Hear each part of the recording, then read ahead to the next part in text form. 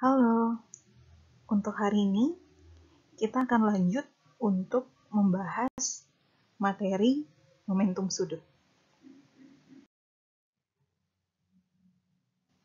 Nah, adapun pokok bahasan kita kali ini, jadi yang pertama kita akan bahas mengenai apa sih itu momentum sudut. Yang kedua, contoh penerapan momentum sudut dalam kehidupan sehari-hari. Yang ketiga, hukum kekekalan momentum sudut. Dan yang keempat, contoh soal.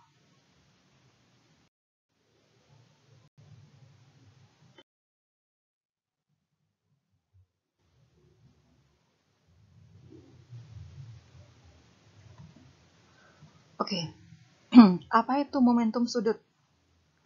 Nah, momentum sudut ini merupakan momentum yang dimiliki oleh benda yang berotasi atau yang bergerak melingkar. Kira-kira momentum itu apa? Momentum itu merupakan besaran yang dimiliki oleh benda yang bergerak. Nah, karena bendanya bergerak, berarti bendanya memiliki kecepatan.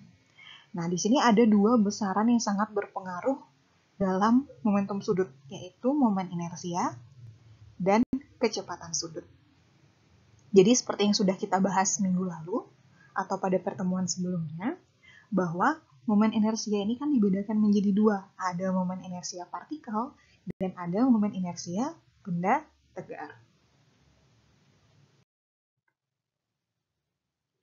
Sehingga ketika kita kalkulasikan, maka kita akan memperoleh rumus untuk momentum sudut, yaitu L sama dengan I dikali dengan omega. Dengan L adalah momentum sudut, satuannya adalah kilogram meter kuadrat per sekon. I adalah momen inersia, satuannya adalah kilogram meter kuadrat. Dan omega adalah kecepatan sudut, satuannya adalah rad per second.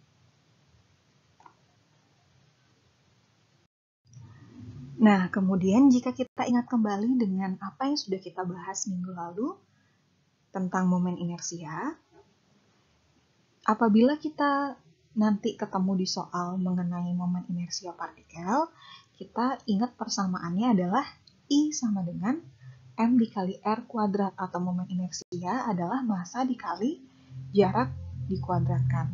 Nah, apabila dia merupakan sebuah benda tegar, kita harus mengetahui jenis dari benda tegarnya seperti apa. Misalkan, apakah dia sebuah bola, apakah dia sebuah silinder, ataupun apakah dia sebuah batang. Apabila dia sebuah silinder pejal, nah kita bisa gunakan persamaan 1/2 M dikali R kuadrat, atau setengah dikali dengan massa dikali dengan jari-jari dikuadratkan. Jadi disesuaikan dengan jenis momen inersianya, apakah dia partikel, apakah dia benda tegar.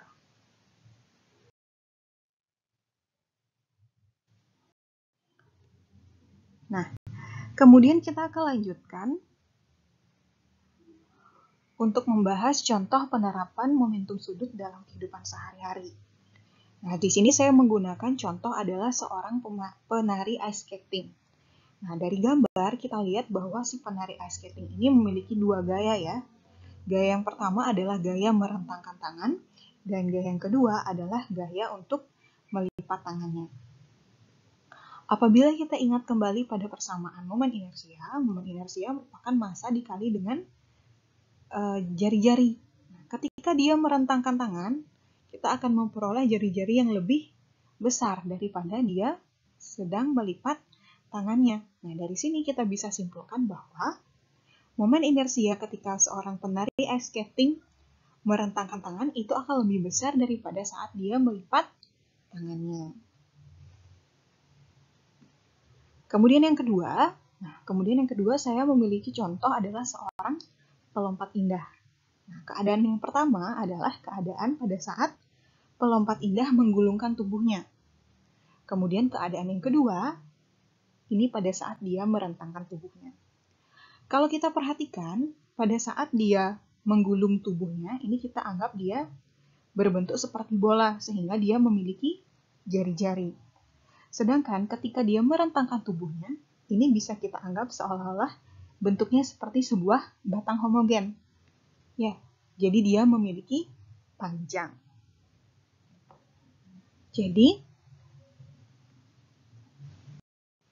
ini adalah dua contoh dari penerapan momentum sudut dalam kehidupan sehari-hari. Jadi ada kegiatan yang berhubungan dengan gerakan yang berotasi atau gerakan melingkar oleh suatu benda yang memiliki massa. Untuk contoh yang lain, kalian bisa cari-cari lagi penerapan momentum sudut dalam kehidupan sehari-hari. Kemudian kita lanjutkan dengan hukum kekekalan momentum sudut. Nah, jadi jika ada kata hukum kekekalan, berarti ada dua keadaan. Pasti ada keadaan awal dan ada keadaan akhir. Di sini saya gunakan contoh yang tadi, yaitu seorang pelompat indah. Seorang pelompat indah ini memiliki dua keadaan. Ya, ada keadaan awal dan ada keadaan akhir. Pada saat dia menggulungkan tubuhnya, ini adalah keadaan awal, sehingga di sini dia memiliki momentum sudut awal, atau kita simbolkan dengan L0. Momentum sudut itu kan simbolnya L, karena di sini ada kata awal, kita sepakati pakai L0. Sedangkan pada keadaan yang kedua, pada saat dia merentangkan tubuhnya, ini kita anggap keadaan akhir, artinya dia memiliki momentum sudut akhir. Kita gunakan simbol L1. Pada hukum kekekalan momentum sudut, kita menganggap bahwa L0 atau momentum sudut awal itu besarnya adalah sama dengan momentum sudut akhir atau L1. Sehingga bunyi dari hukum kekekalan momentum sudut adalah momentum sudut awal sama dengan momentum sudut akhir. Jadi besar momentum sudut awal itu pasti sama dengan besar momentum sudut akhir. Jika kita tulis dalam persamaan, nah jadinya L0 sama dengan L1. Kemudian kita uraikan, rumusnya L adalah I dikali omega. Nah, di sini kita tinggal tambahkan karena ada angka 0 dan 1, sehingga persamaannya menjadi I0 dikali omega 0 sama dengan I1 dikali omega 1. Nah, untuk lebih mempermudah pemahaman, kita lanjutkan untuk membahas contoh soal. Ya. Seorang penari balet memiliki momen inersia 4 kg meter kuadrat ketika lengannya merapat ke tubuhnya dan 16 kg meter kuadrat ketika lengannya terentang. Pada saat kedua lengannya dirapatkan ke tubuhnya, kelajuan putaran penari adalah 12 rad per second. Jika kemudian kedua lengannya direntangkan, kelajuan putarannya menjadi. Nah, seperti ini. Kalau ada dua keadaan, berarti di sini ada hubungannya dengan hukum kekekalan momentum sudut. Jadi ada keadaan awal pada saat dia merapatkan lengannya, kemudian ada keadaan akhir ketika dia merentangkan lengannya. Oke, seperti biasa, kita buat dulu diketahui. Diketahui momen inersia awal pada saat dia merapatkan tangannya, indol ya. Kita gunakan 4 kg meter kuadrat. Kemudian I1 pada saat dia merentangkan lengannya atau tangannya, besarnya adalah 16 kg meter kuadrat. Kemudian pada saat kedua lengannya dirapatkan, omega 0-nya berarti 12 rad per second. Kemudian yang ditanya adalah omega 1 atau kecepatan sudut saat dia merentangkan tangannya. Nah, di sini kita gunakan hukum kekekalan momentum sudut. Rumusnya adalah L0 sama dengan L1.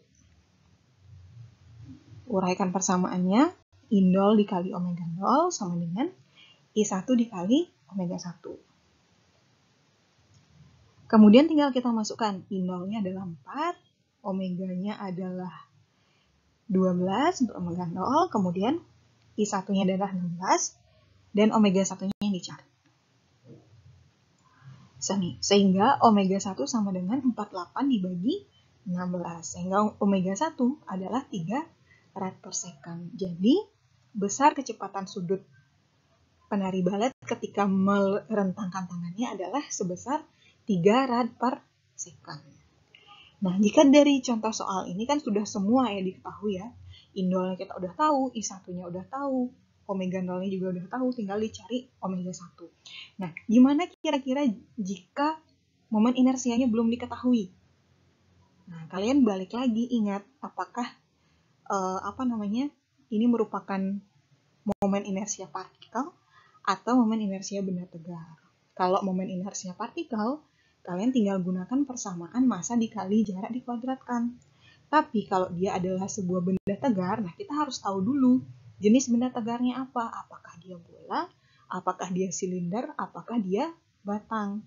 Kalau misalkan dia sebuah silinder pejal, silahkan cari dulu momen inersianya pakai rumus 1/2 mr kuadrat. Tapi misalnya kalau dia adalah sebuah batang, mungkin gunakan persamaan 1/12 M dikali L kuadrat, dengan L adalah panjang dari batang. Jadi disesuaikan lagi dengan soal. Ingat, kalian harus bisa menentukan yang mana keadaan awal, yang mana keadaan akhir, yang mana menjadi momentum sudut awal, dan yang mana menjadi momentum sudut akhir. Baik, demikian yang bisa kita bahas untuk pertemuan kali ini. Terima kasih sudah mendengarkan dengan baik.